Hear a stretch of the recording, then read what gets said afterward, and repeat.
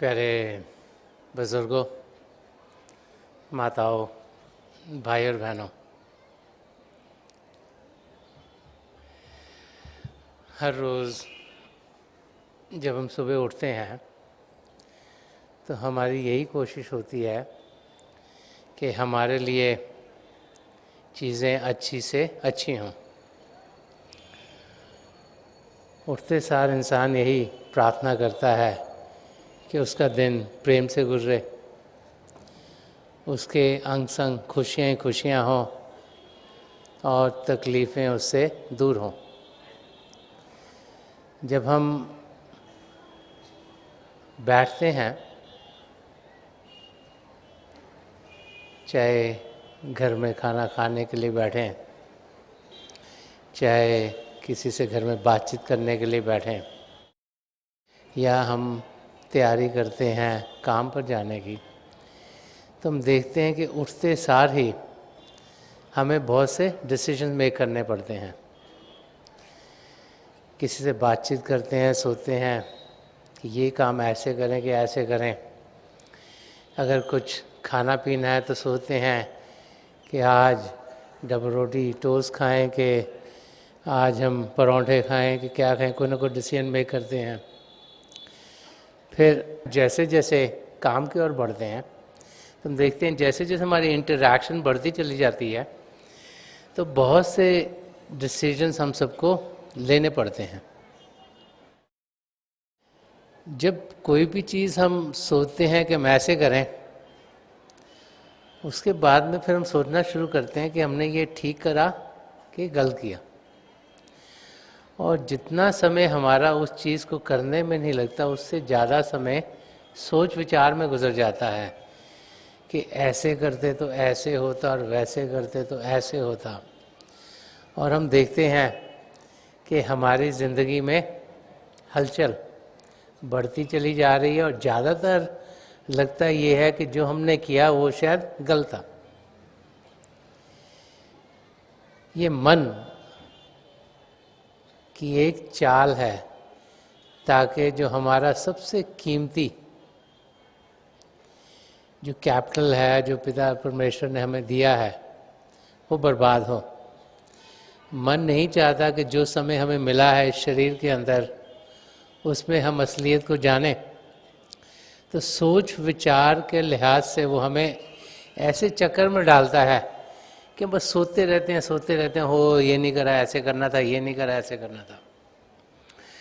तो एक वाक़या है जो समझाता है कि इंसान की ज़िंदगी में जब उसकी ज़िंदगी चल रही है, किस किस्म से ज़्यादा लोग जीते हैं। एक नौजवान था, अमेरिका में रहता था, उसका नाम था डेव। उसको एक दिन चिट्ठी आई कि तुम्हारे एक अंकल की डेथ हो गई है और $5 मिलियन उन्होंने तुम्हें इनहेरिटेंस के लिए छोड़ दिया। तो उसको पहले तो थोड़ा दुख हुआ कि मेरे अंकल की डेथ हो गई, फिर बड़ी खुशी हुई कि $5 मिलियन वो मेरे लिए छोड़ गए हैं। तो जब उसने चिट्ठी पढ़ी तो उसके नीचे लिखा था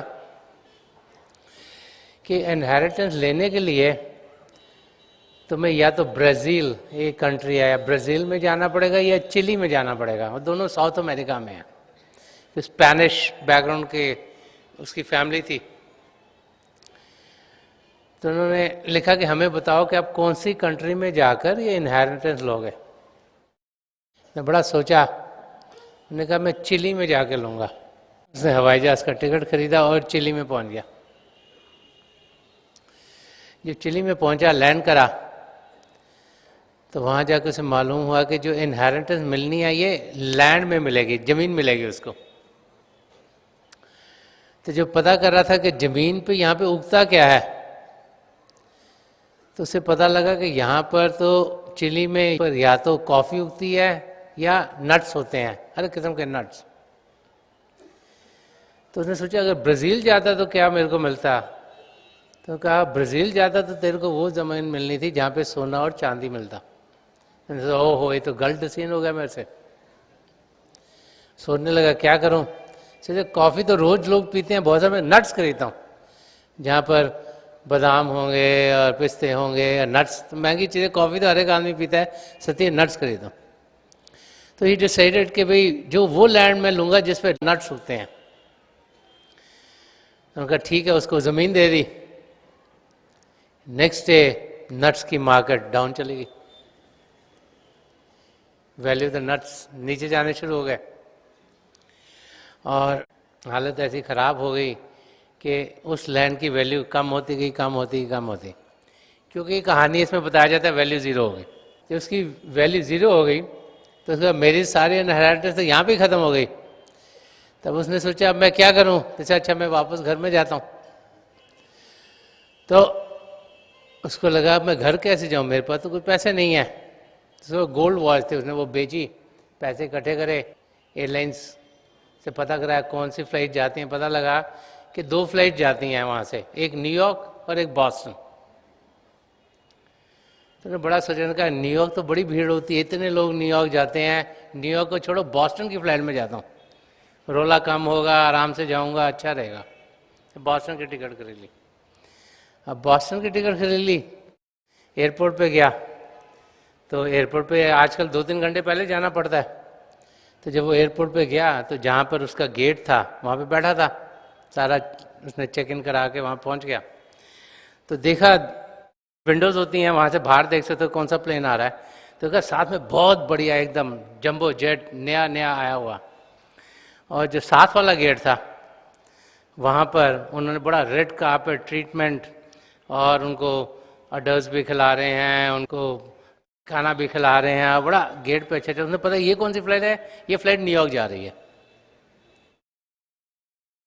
उन्होंने कहा चलो ये तो बड़ा अच्छा है, ये तो एयरपोर्ट बहुत अच्छा है कि यहाँ पे प्लेन भी बड़े बढ़िया आते हैं, खाना भी खिलाते हैं, चीज़ें भी बढ़िया मिल रही हैं। तो जब वो प्लेन उड़ गया तो इसका प्लेन है छोटा सा टूटा सा प्रोपेलर प्लेन, पुराना पुराना, हवाई जहाज आ गया, उन्होंने वहाँ पे लगा दिया उसके लिए। ना कोई खाना पूछ रहा है ना कुछ हो रहा है।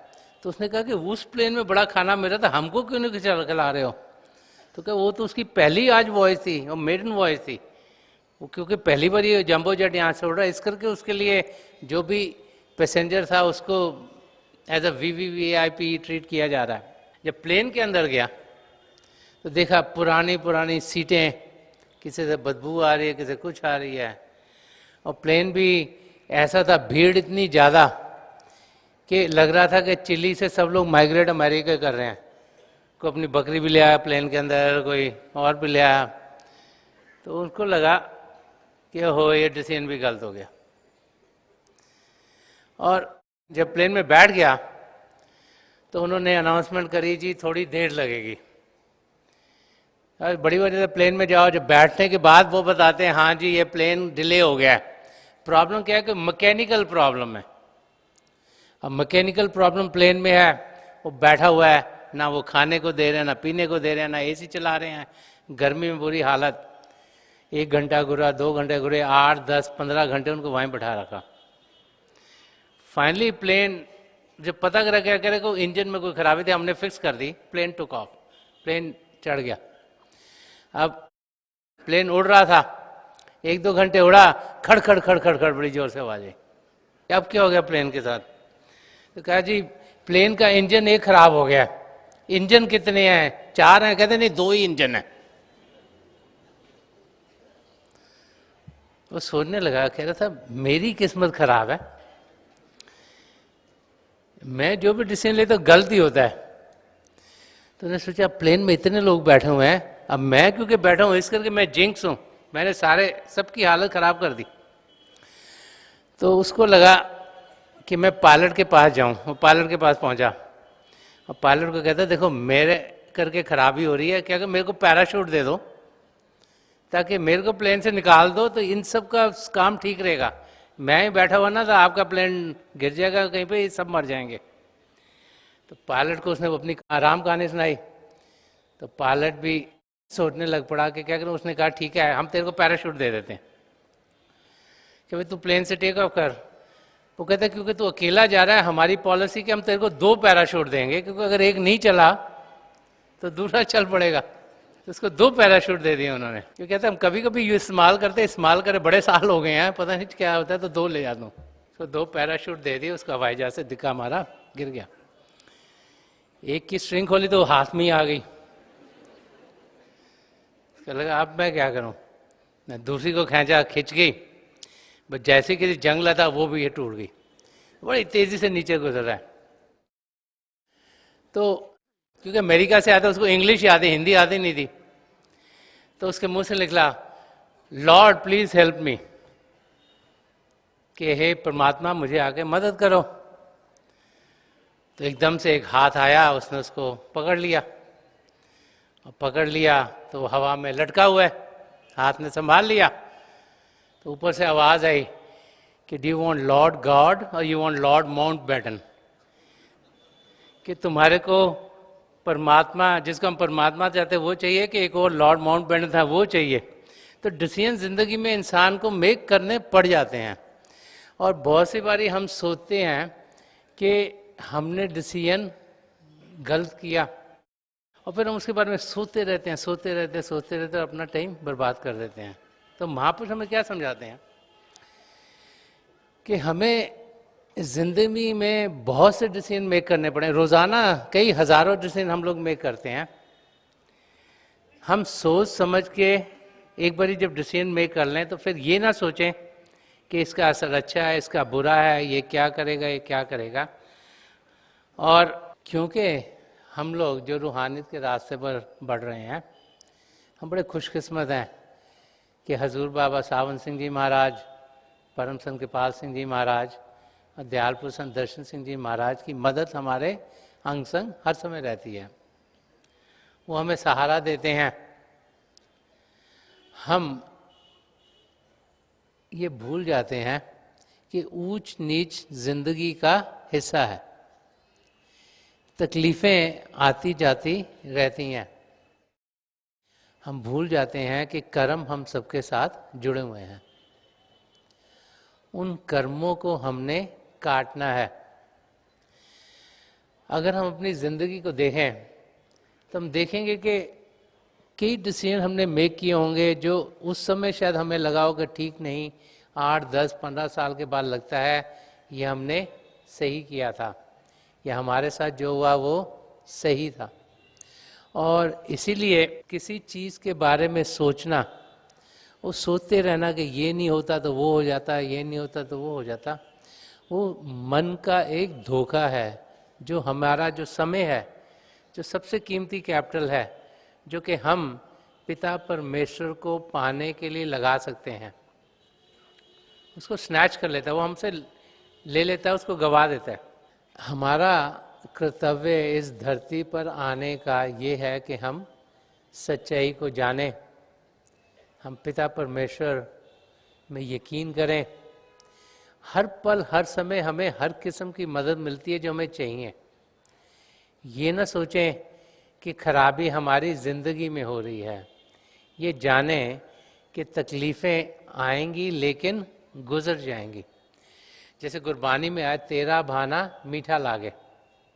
इतना विश्वास अपने सद्गुरु और पिता परमेश्वर में हो कि हम जानें कि जो जो चीज़ हमारे लिए जब जब बेहतर है वो हमारी ज़िंदगी में ज़रूर होगी।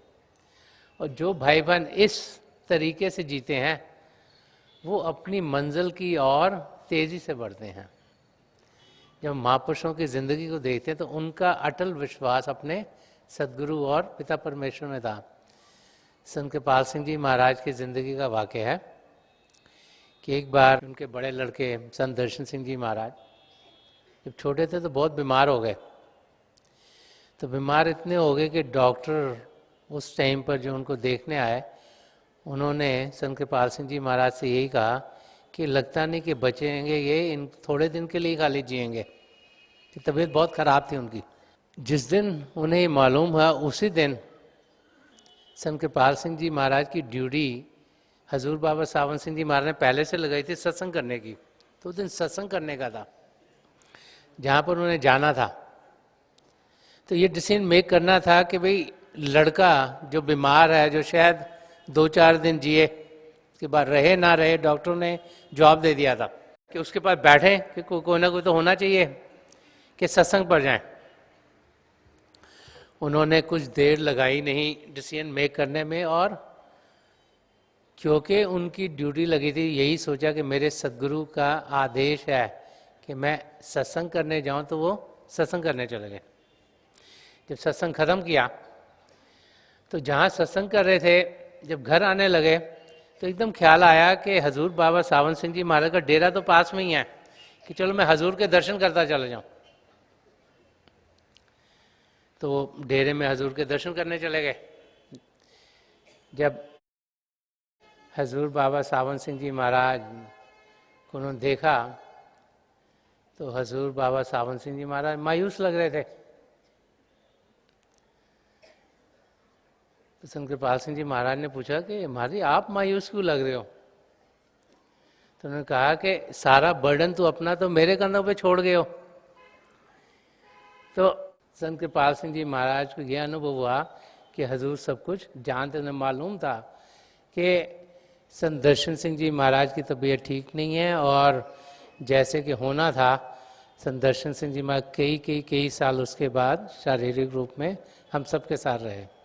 और आपको मालूम है कि कितना और बोझ उनके कंधों पर इन महापुरुषों ने डाला, और कितने प्यार से और सही तरीके से वो हम सबको प्रभु की ओर लगाते चले गए।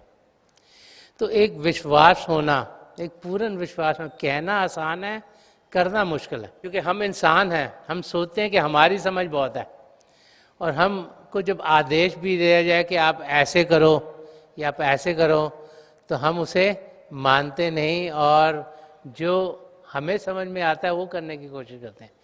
फिर कई साल बाद जाके हमें समझ में आती कि ओहो, जैसे कहा गया था ऐसे करते हमारे लिए अच्छा होता। वो तब होगा जबकि हमारा विश्वास अपने सदगुरु और महापुरुषों में पूर्ण होगा, जिसे इंग्लिश में रिसेप्टिविटी कहते हैं। कि जो रिसेप्टिव होगा वो ही महापुरुषों से जो किरणें आ रही हैं, रूहानियत की किरणें, उनसे फायदा उठा सकता है। उसके लिए हमें पात्र होना है, हमें साफ होना है, हमें अपने अंदर सद्गुणों को डालना है, हमें सच्चाई की जिंदगी जीनी है, हमें निष्काम सेवा भाव से जीना है, ह्यूमिलिटी से जीना है, करुणा से जीना है, प्रेम से जीना है। जब तक ये हमारे अंदर होंगे नहीं, तब तक हम अपनी मंजिल की ओर बढ़ने के लायक नहीं हैं।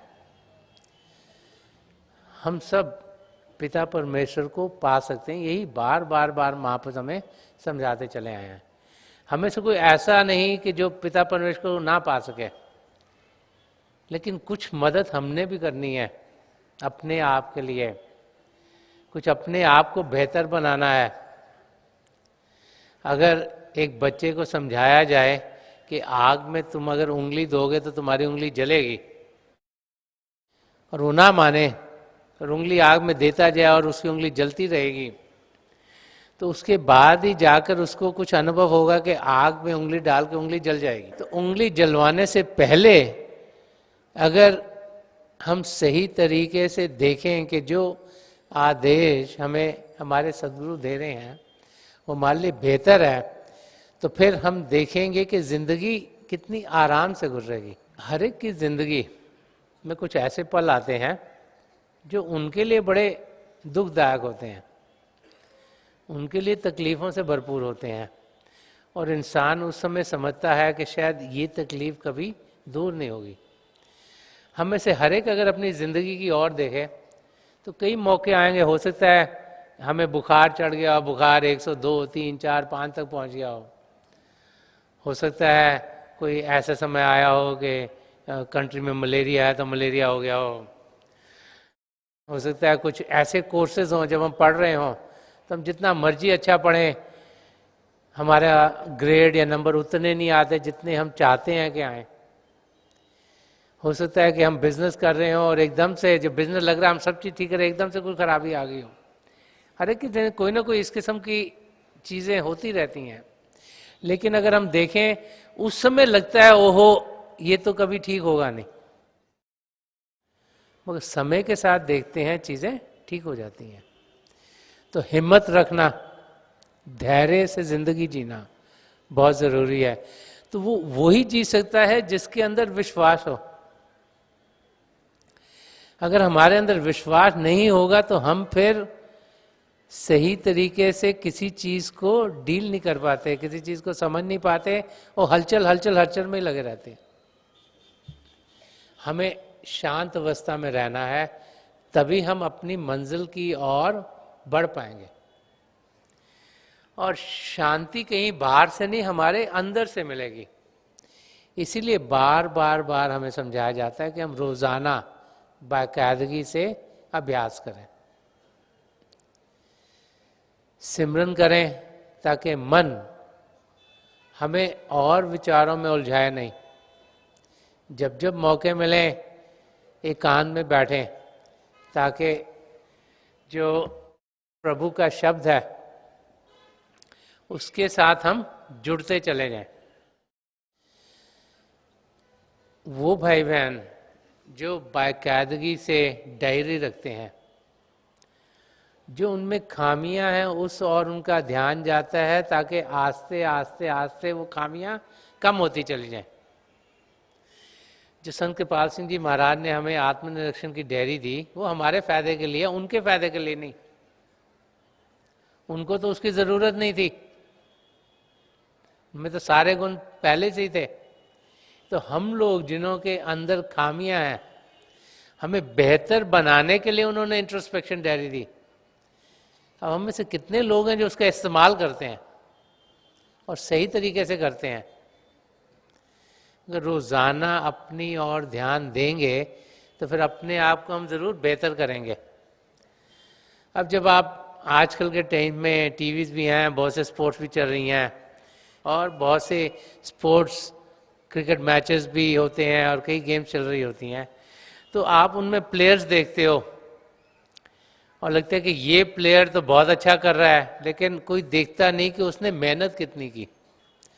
8, 10, 15 घंटे अगर वो रोजाना कई साल लगातार प्रैक्टिस करते, तब उस लेवल तक पहुंच सकते हैं कि वो इंटरनेशनल कंपटीशन में पहुंच सकें। चाहे किसी भी, चाहे स्पोर्ट्स में हो, कोई ऐसा नहीं कि आज उठा और कल नए स्पोर्ट में जाके कोई करना शुरू कर दे। जब तक वो आस्ते आस्ते आस्ते प्रैक्टिस नहीं करते, तब तक वो जो हायर लेवल है वहाँ तक पहुँच नहीं सकते। इसीलिए हम सबको भी, जिन्होंने अपनी मंजिल तक पहुँचना है, रोज़ाना बाकायदगी से अभ्यास करना है।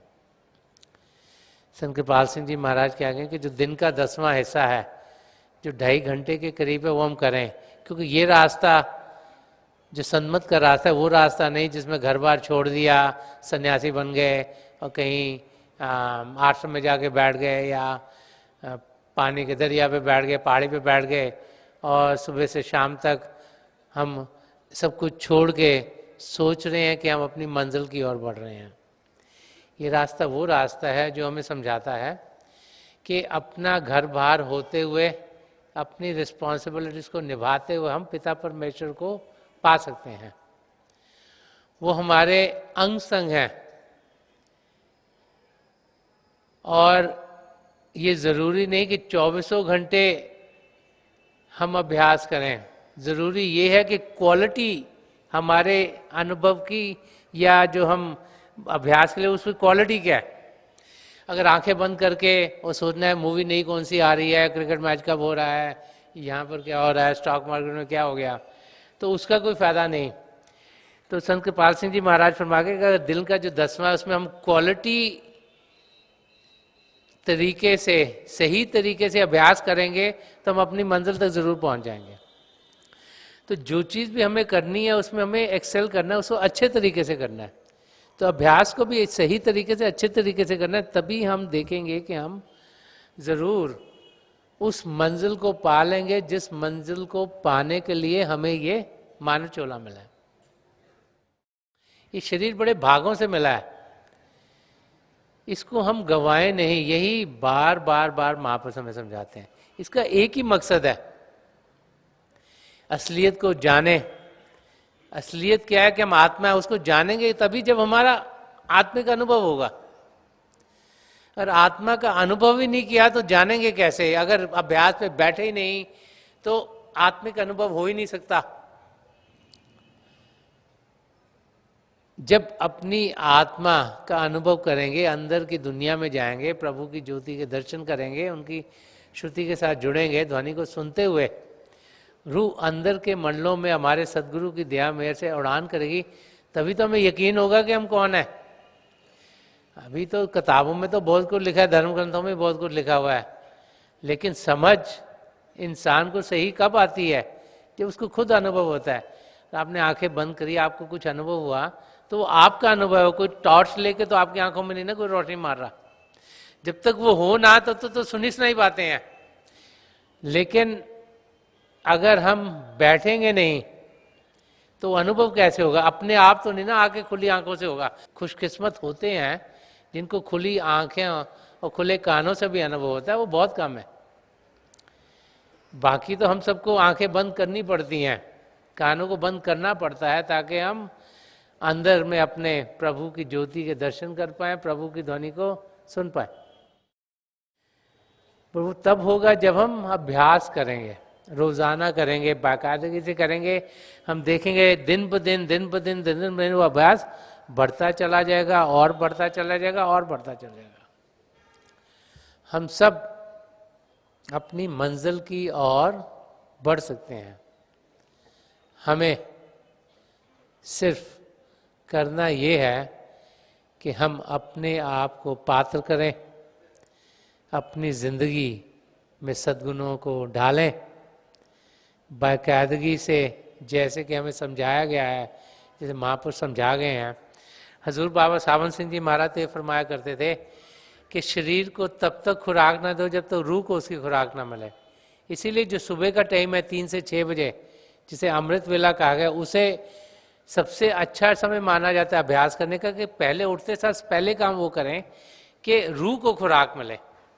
रूह की खुराक है शब्द के साथ जुड़ना, रूह की खुराक है अपने अंदर प्रभु के शब्द के साथ जुड़ते हुए उसमें उड़ान करना। रूह की खुराक है कि ये और नज़ारे और ध्वनि, प्रभु की ध्वनि हमको सुनने को मिले, नज़ारे देखने को मिले। जैसे जैसे जैसे वो अनुभव बढ़ता चला जाएगा, हम अपनी मंजिल के नज़दीक पहुंचते चल जाएंगे। संत दर्शन सिंह जी महाराज फरमागे कि हम सब अपनी मंजिल को पा सकते हैं, प्रभु से मिल सकते हैं। फरमागे कि मिलेगा रूह को परवाज दे के देख जरा, करीब है उसे आवाज़ दे के देख जरा। कि पिता परमेश्वर हमारे बहुत करीब है, हमारे भीतर बैठा, उससे तो करीब कुछ हो ही नहीं सकता। उसकी ओर ध्यान तो दें। अगर ध्यान सिर्फ दुनिया की चीज़ों में रहा तो मन तो यही चाहता है कि दुनिया की चीज़ों में हम बिखरे रहें, ध्यान असलियत की ओर ना जाए, ताकि फिर से हम काल के दायरे में फंसे रहें, 84 लाख जिया जून में ही अटके रहें। मेरी पिता परमेश्वर के चरण कमलों में और जो पिछली सेंचुरी के महापुरुष हैं, हजूर बाबा सावन सिंह जी महाराज, परम संत कृपाल सिंह जी महाराज और दयाल प्रसन्न दर्शन सिंह जी महाराज, उनके चरण कमलों में यही प्रार्थना है कि हम सबका विश्वास अपने सदगुरु और पिता परमेश्वर इतना हो कि जैसे संत कृपाल सिंह जी महाराज अपने लड़के को फिजिकली छोड़कर जो उनके सदगुरु ने आदेश दिया था उसका उन्होंने पालन किया, उस किस्म की हमारी ज़िंदगी हो। अब ये नहीं कि हर एक मौके में हम एग्जैक्टली वैसा करते हैं जैसा कि महापुरुष करते हैं, क्योंकि उन्हें आदेश हुआ था कि सत्संग उन्होंने करना है, इसलिए वो वहाँ गए। अगर वो अपने बच्चे को छोड़ के मूवी देखने जाते या स्पोर्ट देखने जाते तो वो कोई काम ठीक नहीं होना था। तो हमें ये सोचना है कि किस किस्म का डिसीजन मेक करना है जो हमारे लिए बेहतर होगा। वो डिसीजन जो हमें प्रभु की ओर लेके जाता है वो हमारे लिए सच्चा है। संत कृपाल सिंह जी महाराज ये भी फरमाते any deviation from God as a sin, कि वो कार्य जो हमें प्रभु से दूर लेके जाए तो खराब ही खराब है। तो जब भी डिसीजन मेक करना ये सोचना चाहिए कि ये डिसीजन मेक करके हम प्रभु की नज़दीकी पाएंगे तो वो मेक कर लेना चाहिए, और जो लगे कि इससे हम प्रभु से दूर जाएंगे उस रास्ते से हमें परे जाना है। मंजिल एक ही है, रास्ता हमें उस मंजिल तक लेके जाएगा, जब इन महापुरुषों की दया मेहर होगी, प्रभु की दया मेहर होगी, तो हम ज़रूर इसी ज़िंदगी में अपनी मंजिल तक पहुंच पाएंगे। यही मेरी प्रार्थना इन महापुरुषों के चरण कमलों में है।